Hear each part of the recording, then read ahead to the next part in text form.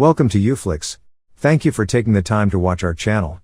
Today YouFlix will summarize the film entitled The movie is set in the year 2000. In the first scene, we are introduced to Alice, a shy and innocent teenager who studies at a strict Catholic high school. The place is so strict that many students stop coming after the first few days. Stop coming indeed. The discipline teacher makes sure to check all the girls minutely when it comes to appearance. She even measures their skirts to verify if they are of appropriate length. The school is also notorious for its ultra-religious beliefs. Lying is considered a sin, and watching romantic movies is deemed punish-worthy, especially if they star a young John Cusack. While most of the students agree with it, Alice, who is going through an intense adolescence phase, is confused. She is very curious about erotic stuff. The school's principal, Father Murphy, usually takes sex ed classes, where he explains that coitus, without the purpose of reproduction, is a sin. One day, a curious student inquires if self-coitus, i.e. jacking off, is illegal. Father Murphy simply cross-questions him. Does that produce babies? To which I'd have said, it produces maybe babies.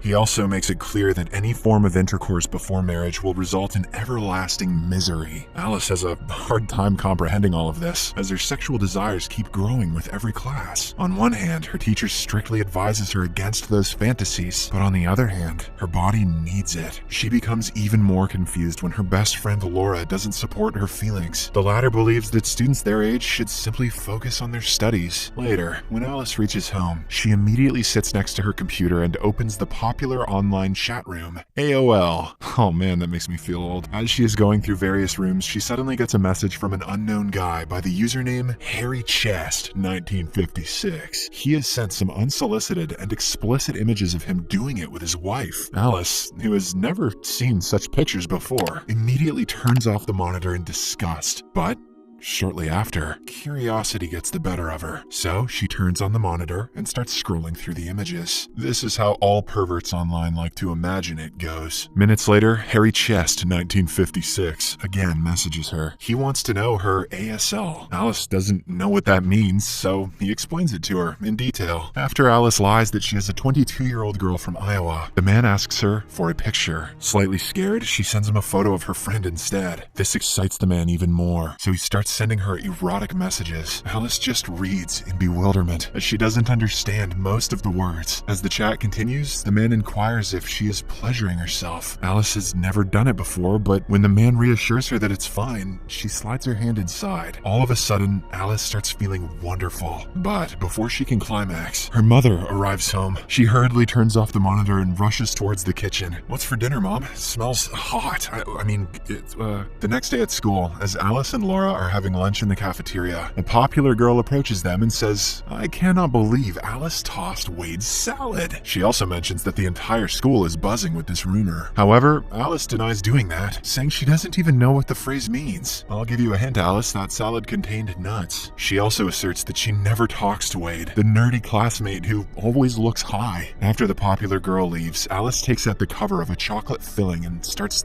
licking it. Unsurprisingly, this makes the guys nearby burst out in laughter. Wade and his girlfriend also arrive there and call Alice disgusting. Later, the discipline teacher hears about the rumor and forbids Alice from serving during mass. She also warns the teenager to be careful, as God is watching her.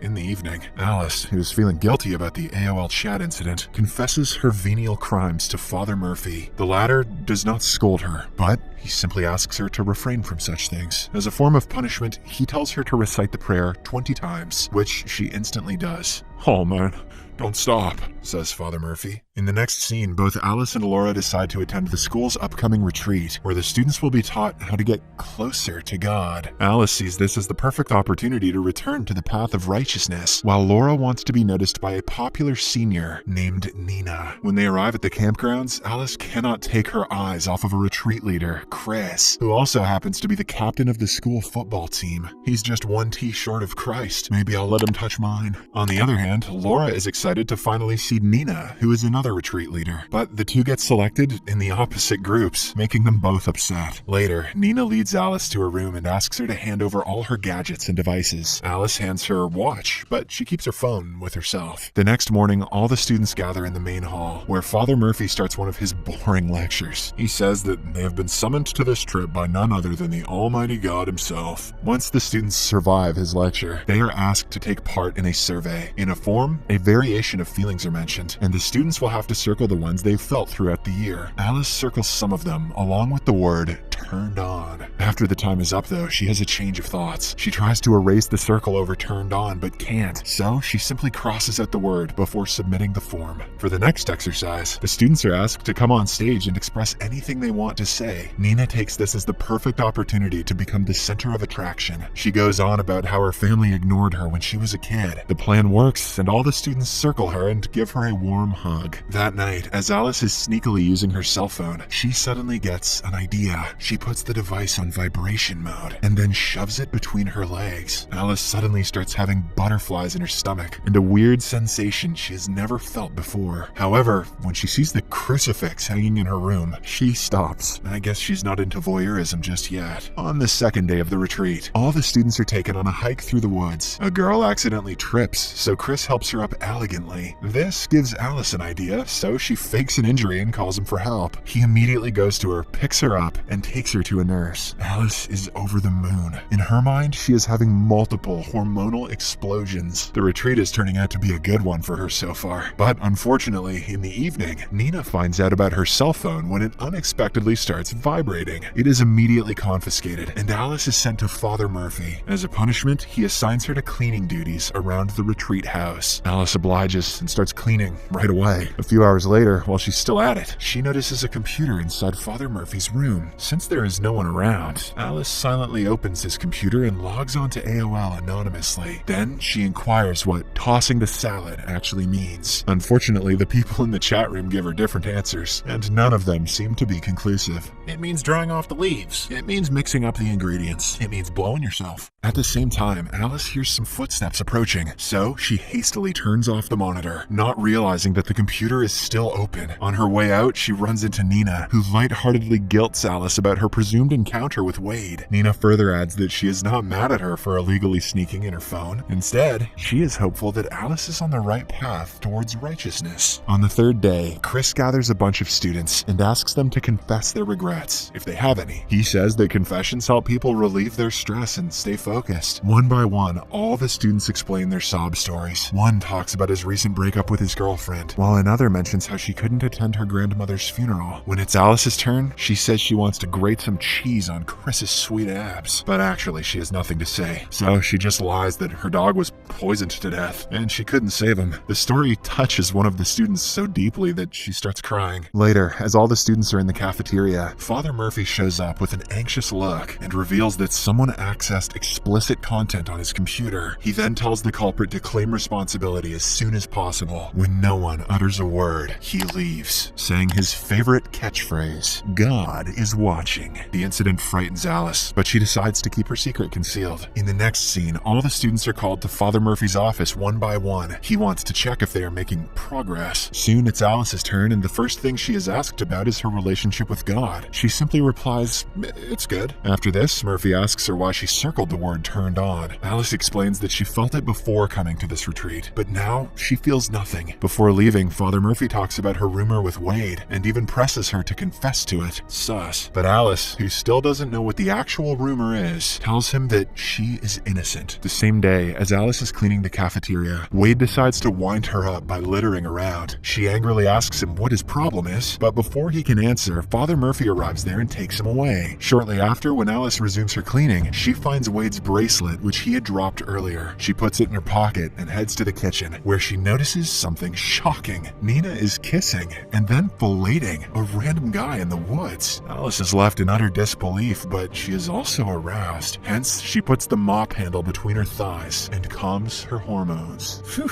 Hi, sodomy recapped here. Once she is done, she rushes to her best friend Laura and shares what she saw. However, the latter refuses to believe her. Instead, she chastises Alice for saying such evil things about her idol, Nina. She even accuses her of using AOL on the father's computer and calls her a pervy psycho. Fed up with everyone trying to judge her, Alice goes straight into Father Murphy's office and plants Wade's bracelet under the keyboard. But before she can leave, Murphy returns, forcing her to hide inside the closet. Surprisingly, the Holy Father starts knocking one out to some adult content he has stored in his holy computer. Alice, who witnesses everything, is so disgusted that she closes her eyes and turns her head around. "Oh yeah, confession is gonna be good this week." Outside, she meets Chris, who asks her if she is okay. He also insists on talking to her to make her feel good. Alice thinks he is into her, so she kisses him passionately. Unfortunately, Chris finds it very weird and runs away crying.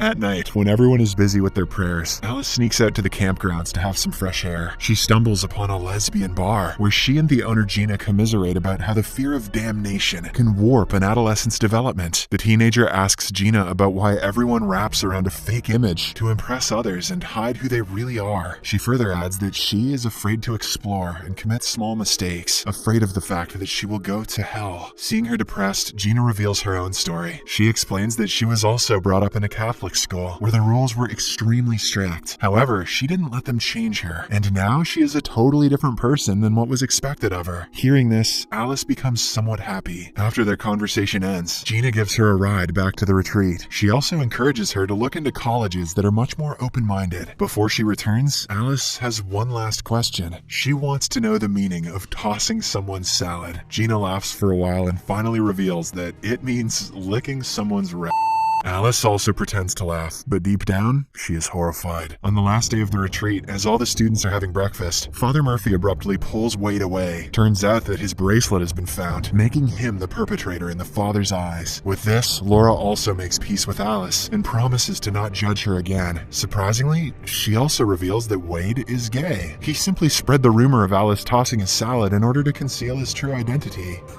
If Wade wanted a convincing lie, maybe he shouldn't have made it about his Later, in the sharing session, Wade is made to apologize for all the horrific atrocities he's committed. Once he is done, Father Murphy asks if anyone else wants to go next. Alice immediately volunteers and begins her speech. She explains that everyone has something to hide, but that doesn't make them a bad person. Some things are best unsaid. She also encourages everyone to not follow rumors and respect everyone equally, just like Jesus did. Jesus is hot, she says. He may not have hair as good as Steve's, but I hear he knows how to smite. Following this, the scene skips to a few days later. At school, Alice runs into Chris, but he is still uneasy about the earlier incident. He thinks that Alice will kiss him again, but when she promises that she just wants to be friends, he calms down. That evening, Alice heads to the reconciliation room with Father Murphy, where she nonchalantly reveals that she watched an adult video during the retreat. When she starts explaining the specifics of the video, Father Murphy realizes that it's his favorite one. Both of them know what's up, but they do not speak about it. Before leaving, Alice asks if she will get punished for watching the explicit content, and Murphy, with shame in his eyes, says, I don't know. In the final scene, Alice reaches home and plays the videotape of her favorite movie, Titanic. She forwards to the intimate scene and prepares to trigger her hormones. The movie ends as she notices a vibrator nearby, possibly belonging to her mother. What? Weird ending.